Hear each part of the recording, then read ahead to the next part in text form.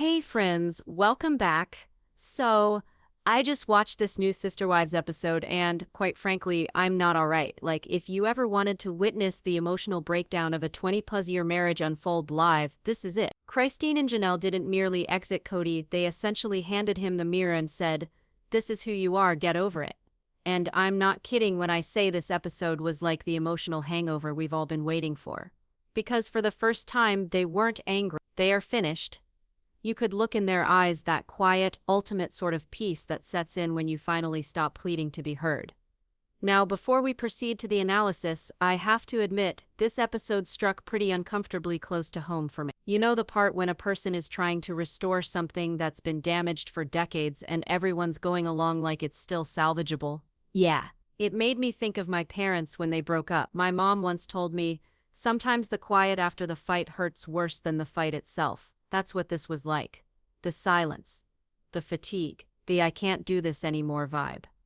In any case, we start with Christine sitting outside her new Utah house, drinking coffee, looking liberated. That woman looks like she just breathed in for the first time after 26 years of holding her breath. In the meantime, Kody's pacing in Flagstaff like a man who just learned the group project can actually proceed without him. And then there's Janelle, serene, reflective, but with that expression that says, "I have nothing more to give you." She's the one who always attempted to be sensible. She didn't desire drama, only working family relationships. But what she received was cold shoulders and emotional abandonment. What's crazy is how both women narrate the same thing but in totally different terms. Christine speaks of love, what it should be.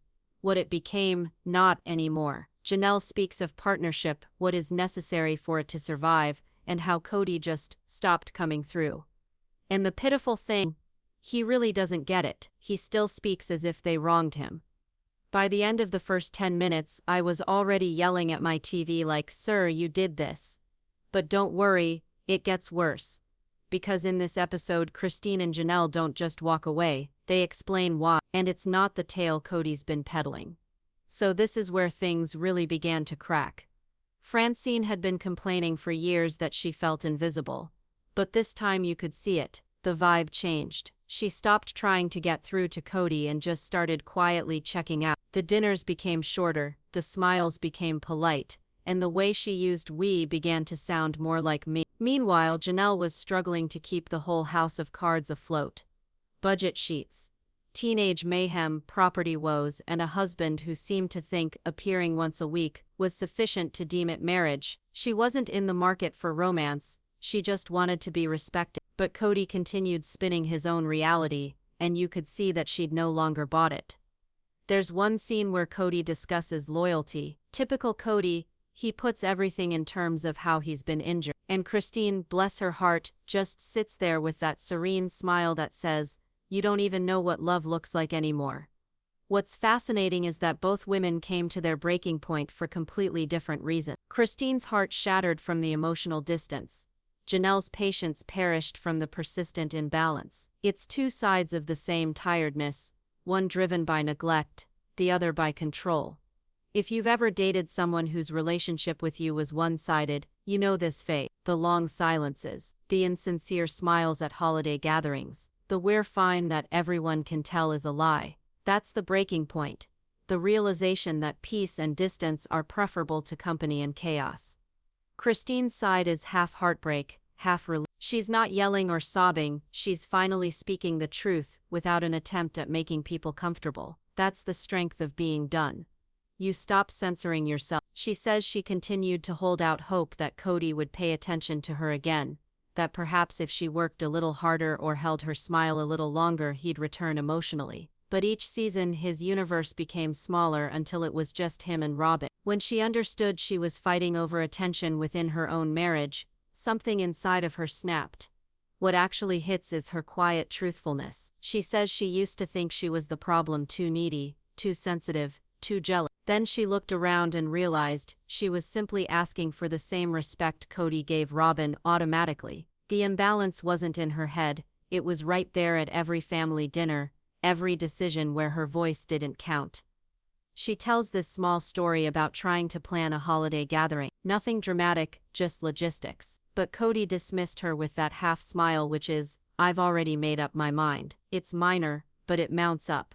The small dismissals become evidence that you're nothing. That's the kind of disregard you can't repair with apologies or rule change. Watching her speak now, you can see how liberated she is. It's not the reckless, partying freedom of someone who has run away, it's the stillness of someone who finally emerged from the storm. She's not angry, she's clear. And quite frankly, that clarity may be the thing that terrifies Kody the most. Because once someone like Christine no longer requires your permission, you lose all the control you've imagined.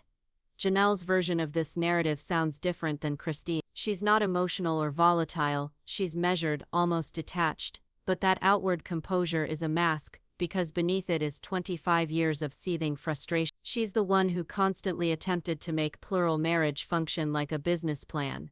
Budget sessions, calendars, maps of property, while everyone else bickered over emotions. She says she used to believe that love was a choice you reaffirm every day. And she did. She arrived, she maintained the household, she brought up children mainly by herself, while Kody traveled from home to home, proclaiming himself a present father. Janelle assumed if she simply remained consistent enough he'd one day realize her worth. But all the while, the more consistent she remained, the less she felt seen. In this episode she discusses that initial genuine moment when the math no longer added up. It was at the time of the Kody Pass property fiasco. She had a desire to build. Kody had a need to control. He kept saying if she only trusted him, things would work out. They never did. It wasn't for the land, it was respect. Each discussion became another reminder that her view only counted when it coincided with his. There's one little clip in which Janelle says to the producer, "I'm tired of being the only adult in the room." You can tell she's not trying to be cruel, she's just telling the truth. She's been pragmatic for decades, the unobtrusive problem solver. But being the sane one in a relationship where the other person feeds off of chaos catches up to you eventually. And the hurt is that she continues to speak about Kody with this little thread of loyalty. She doesn't despise him, she's disappointed. You can hear it in her voice, like someone who desperately wanted to believe that the project could be salvaged if everyone would just stick to the blueprint. But love isn't an Excel spreadsheet, and respect isn't a calculated ratio of patience. When Janelle finally tells Christine she's choosing herself, it's a whisper. No dramatic departure, no yelling battle, she just extricates herself. That's her rebellion to walk away from something that no longer works for her in silence. She gathers her belongings, maintains her dignity, and doesn't look back. The dichotomy between her and Christine is stark. Christine departs for love and self-respect. Janelle departs for peace and sanity. They're two different tongues speaking the same language. I deserve better. What particularly stings is how Kody reacts. He accuses Janelle of being too independent, as if that's something bad. He claims he can't lead a wife who won't follow. But that's the issue, he never learned how to stand beside someone. He only knows how to stand over them. By the end of Janelle's story, you know she didn't only lose hope in the marriage. She lost hope in the perception that this man was ever capable of partnership. That's not something that comes on the back of tears, it comes on the back of relief. And that peaceful, constant relief is the silence of her liberty. Every breakup story has that one quiet moment when the left-behind person finally feels the void. For Kody it wasn't a melodramatic scene, it was the quiet that came after all the commotion. Audiences could watch him going round in the same lines he's been going around for seasons.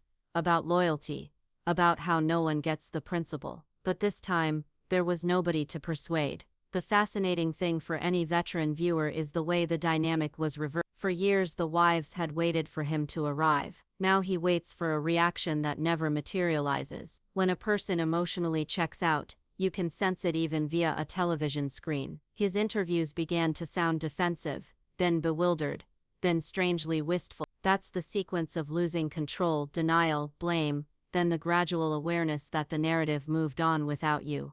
Psychologically, that is what occurs when a hierarchy-based relationship breaks down. When the individuals who previously relied on you no longer need validation, your ego takes a blow. It's not a breakup, it's an ego shift. Christine and Janelle's departure also made the audience confront the previous power dynamic for what it truly was. The editing of the show suddenly stalled on Kody walking around by himself, acting in empty rooms, replaying lines about betrayal. It seemed almost robotic, the empty space reflecting the emotional space. If you're reading this part, you might go with that emptiness as a slow the walk, let the pause hang, then cut to, and that's when it hits him. They're not coming back, not to fight, not to repair anything, not even to shoot another apologetic scene. From there, you can broaden the frame. Discuss what this scene does for anyone who's lingered too long in an out-of-balance relationship. The discovery that the kind of love you were pursuing was largely habit. If you peer closely enough, both women share one defining moment, the switch one, where maybe we can fix this, slowly dissolves into I'm finished. Christine's comes when she finally sees that her kids are beginning to reflect her misery. She relates an anecdote about the one of them who asked why their parents do not laugh together anymore. That hit her like a punch to the gut. She'd worked years teaching her kids that love would feel warm and safe, and now here she was setting the opposite example. That does not make her furious, make her decisive. She begins questioning herself. If I want my kids to have any idea what love is, what am I demonstrating right here? For Janelle, the turning point comes less from emotion and more from pragmatism. It takes place in the midst of one of those epic family meetings about money and real estate. She's hearing Kody spin yet another vision that serves no one but himself, and she simply shuts up. You can tell she's running through the years she's put in, the self-sufficiency she's earned, and the fact that she doesn't even need this stuff anymore. That's the instant she decides to stop negotiating for fairness. What's striking is how different their approaches are, yet how similar the outcome feels. Christine's freedom comes from choosing emotional honesty, Janelle's comes from choosing logic, but they both end up in peace. This portion of your video can stop here and draw the viewer in with a consideration. Every long relationship has a moment like that, the day you realize staying costs more than leaving. After this, you can integrate how their friendship becomes part of the healing. They begin to speak more freely, encouraging one another without attempting to repair. There's a simple solidarity in how they walk away together, two individuals moving away from the same hurricane, finally able to catch their breath. That shared moment of turning doesn't simply signify the dissolution of their marriages, it remakes what it means for both of them to be strong. It's not noisy and sensational, it's consistent, based on self-respect and subtly strong. When Christine and Janelle both walked away from their marriages, what began as reserved solidarity became one of the most solid relationships on the show. You can witness how their friendship transitioned from civil sister-wife cooperation into something that resembles a lot of real sisterhood. Previously, their relationship existed within parameters. It was all about Kody, the schedule, the regulations. Every interaction was shaped by the system they were living in, but once that structure disappeared,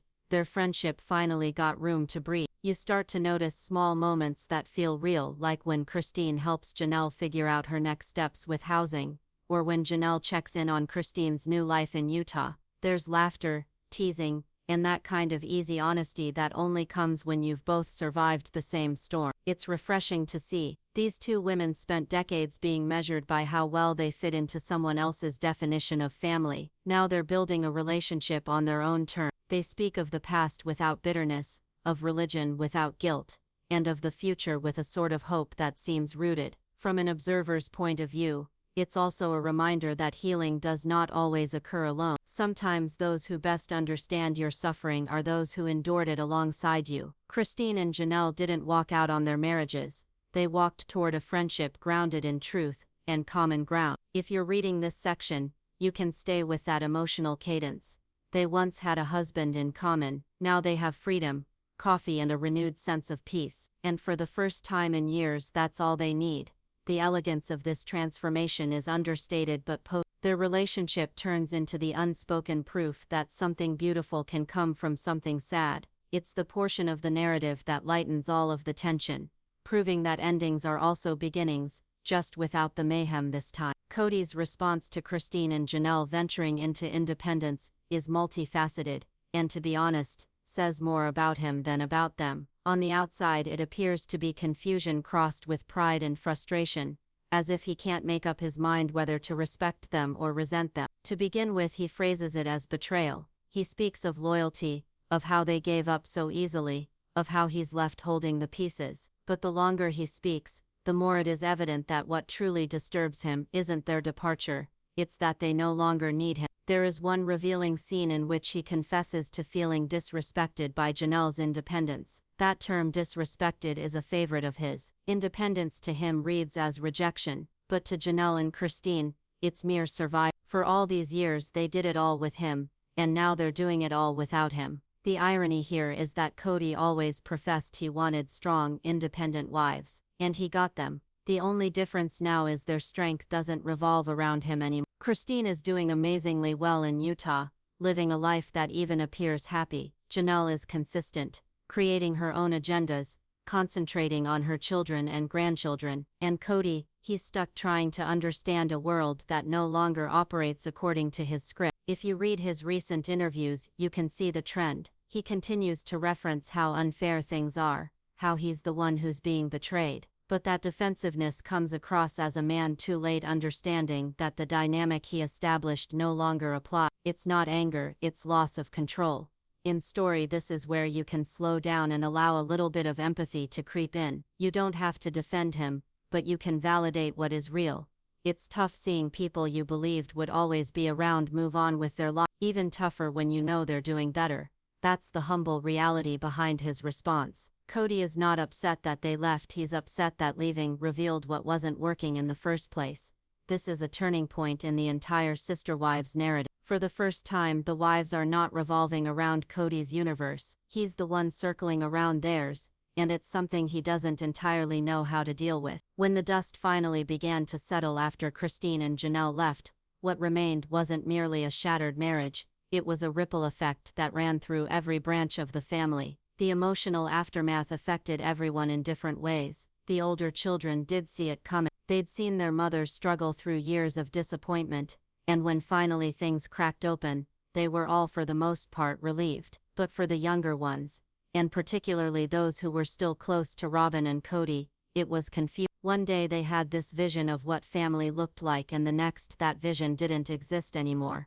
Christine attempted to ease the shock. She concentrated on keeping the bonds between the children alive however messy it became. She clarified that love wasn't the issue, the system. Janelle went about things quietly, guarding her children from tension by being calm and persistent. Even in the turmoil she managed to make stability seem achievable. But Kody struggled. Family structure was his identity, and seeing it break apart struck his ego as hard as it struck his heart. The wives would band together behind him, even when they disagreed. Now nobody was listening. That silence was louder than any disagreement. You can see it in how the family interacts now. There's hesitation in every conversation, an unspoken question of who's actually in or out. The boundaries of us and them grew more distinct. Even holidays, once the grand sloppy adhesive that kept everyone together, became logistics nightmares. Who hosts? Who invites? Who actually comes? The kids notice too. Some of them complain about missing the old days, not because they were wonderful, but because they were intact. Others claim it's better now because at least people are telling the truth. There is no pretending anymore. And perhaps that's the bittersweet reality here.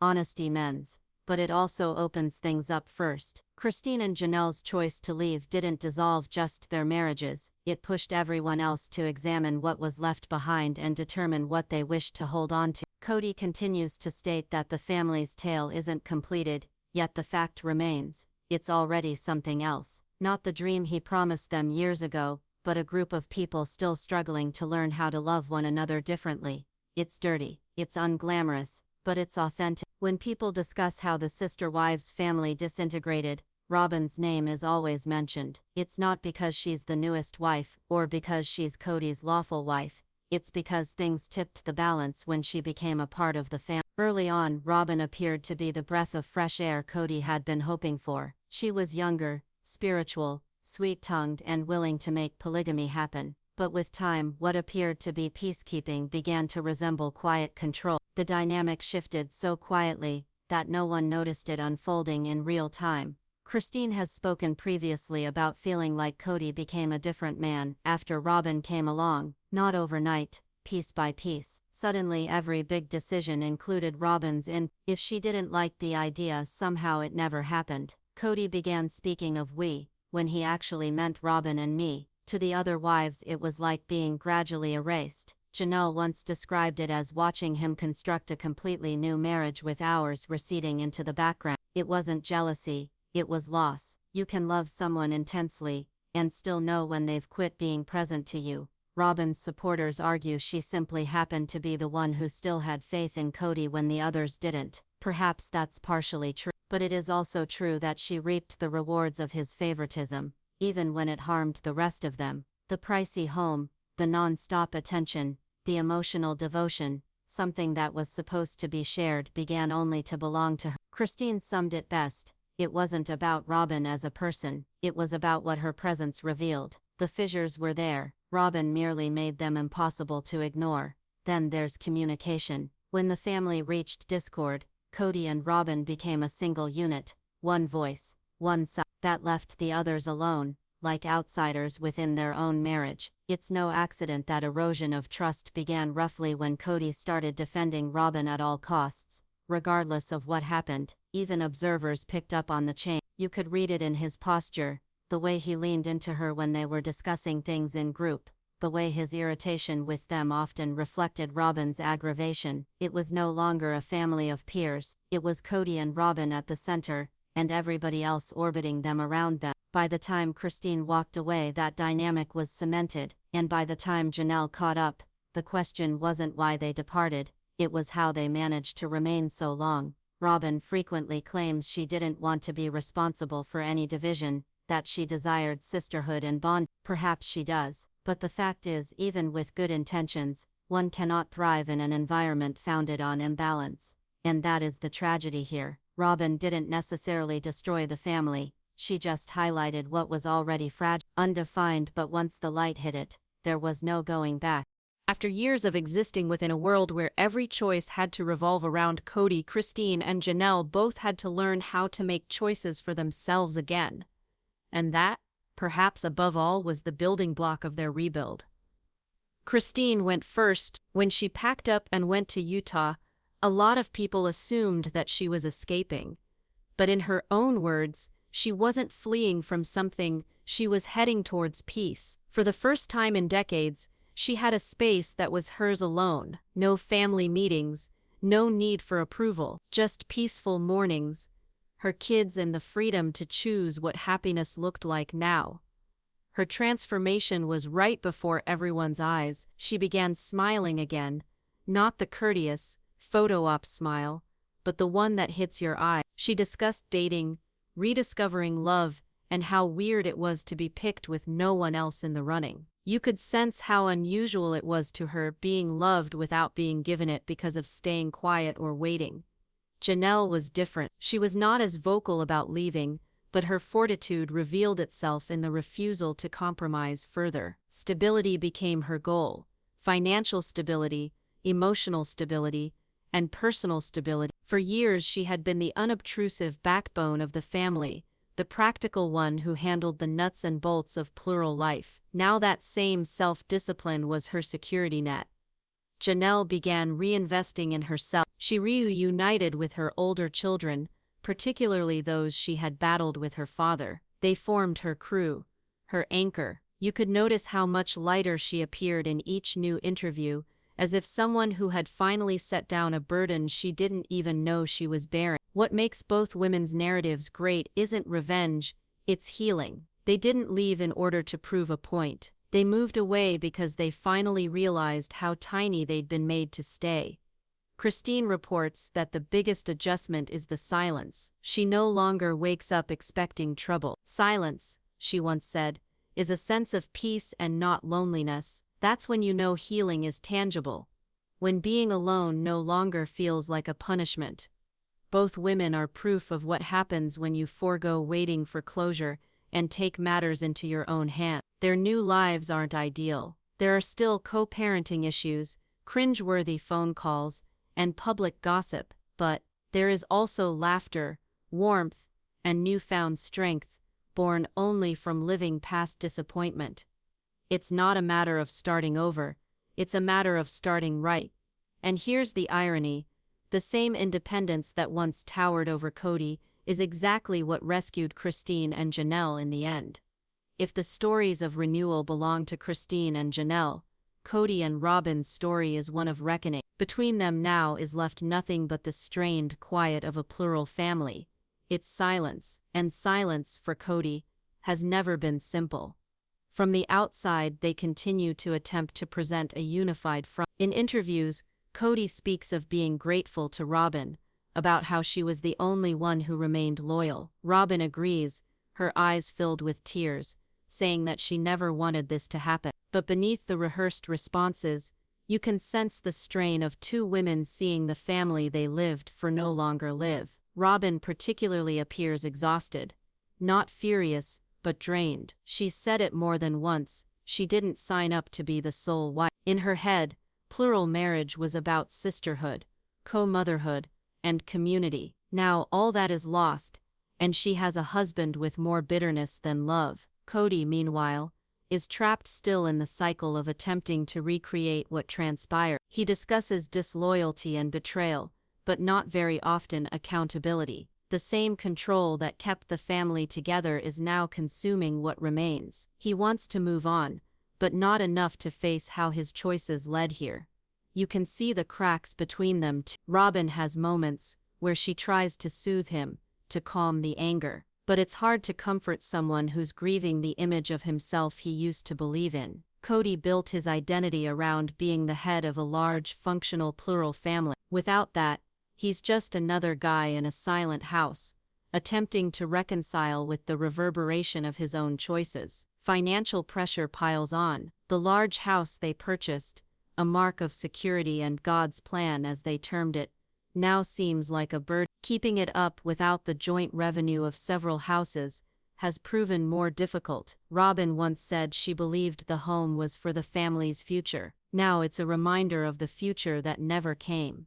The emotional distance is harder to measure, but easy to sense. There's less laughter, fewer inside jokes, and more moments of silence where neither knows what to say. Kody tends to get lost in the past, remembering when things worked, while Robyn sits quietly in front of her, understanding those memories to be something different for her. What's eerie about their circumstance is how isolated it feels, even among each other. The plural form that was meant to bring abundance instead made them all alone. Robyn craved belonging, Kody craved dominion. Both were left with nothing. And perhaps that is the ultimate irony in this saga.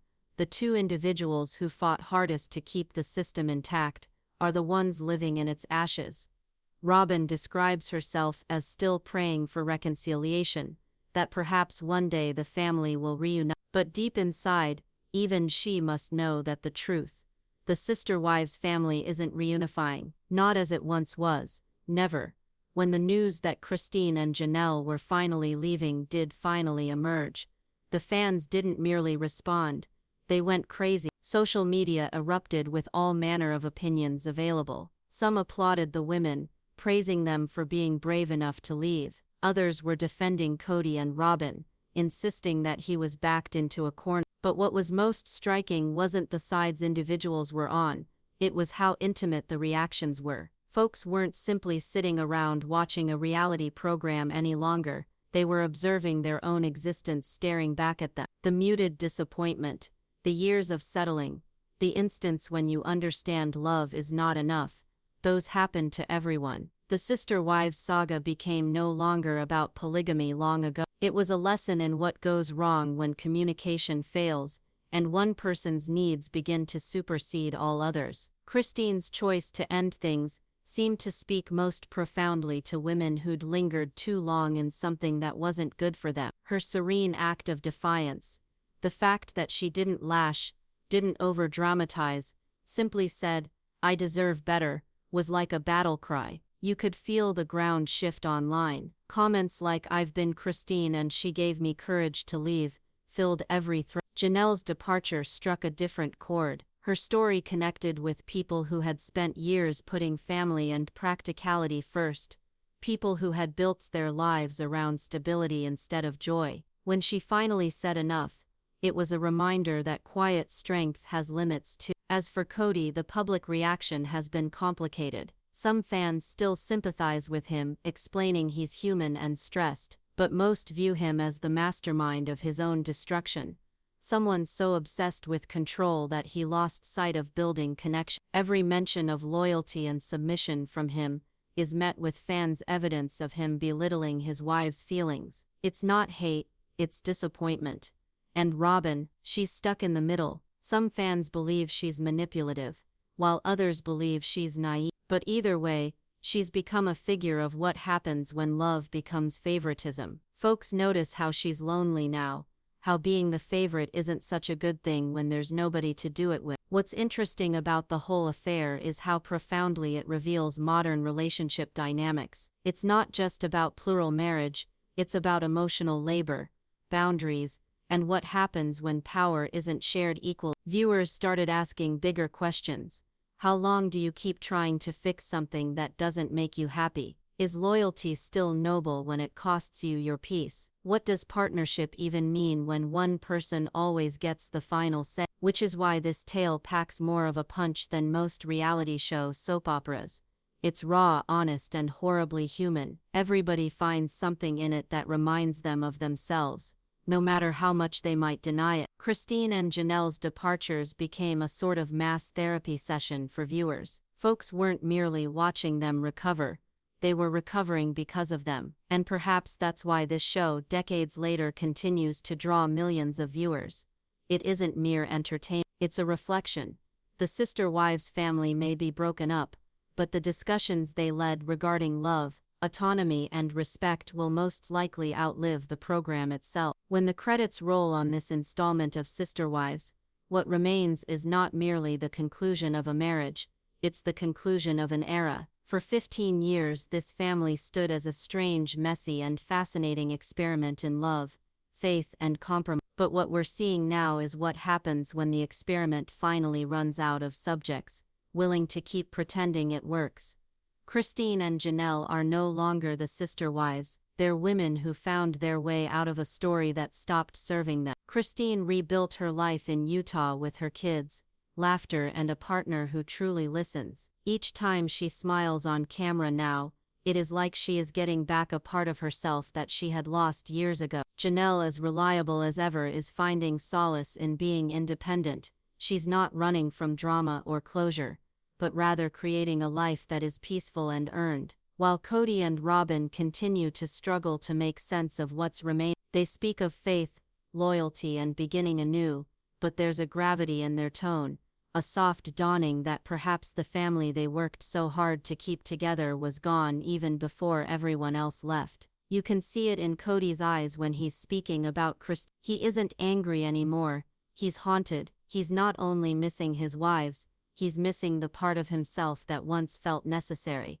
Robyn has a sorrow all her own. She didn't want this to end, she wanted sisterhood, belonging, and oneness. But you can't have oneness when equality is absent. Regardless of how much she tries to rework it, the harmony that once characterized their world is lost.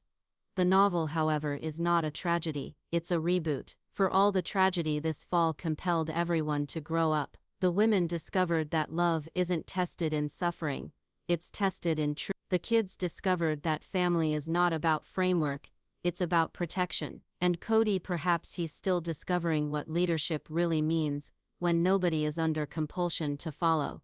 There's a strange kind of beauty in the aftermath. Christine cooks with her daughter. Janelle laughs at her grandkids' destruction. Robyn struggles to keep her little family afloat. Even Kody in solitude is more authentic now than he has been for years. The show began as a plural love narrative, but it's concluding as one of individual authenticity. Fans continue to wonder what comes next.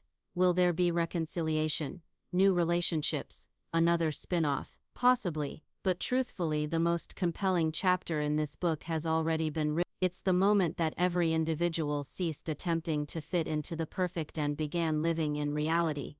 Because at its heart, Sister Wives was never actually about plural marriage. It was about the impossible feat of pleasing everyone when nobody is completely understood. And now that the facades are gone, what remains is something much more authentic. Perhaps this isn't the demise everyone deems it to be. Perhaps it's the start of something new. Christine is joyful again. Janelle is at peace. Even Kody, in his own disorganized manner, gets an opportunity to finally sit with himself and realize what didn't work. That's the soft truth of this entire process. Occasionally a family must dissolve so its members can finally stand individually. Thanks for watching, bestie. Let me know what you're thinking in the comments. Were these unions doomed to fail from the beginning, or might things have turned out otherwise? Undefined. Remember to like, subscribe and hit the bell so you never miss a breakdown such as this. See you in the next one.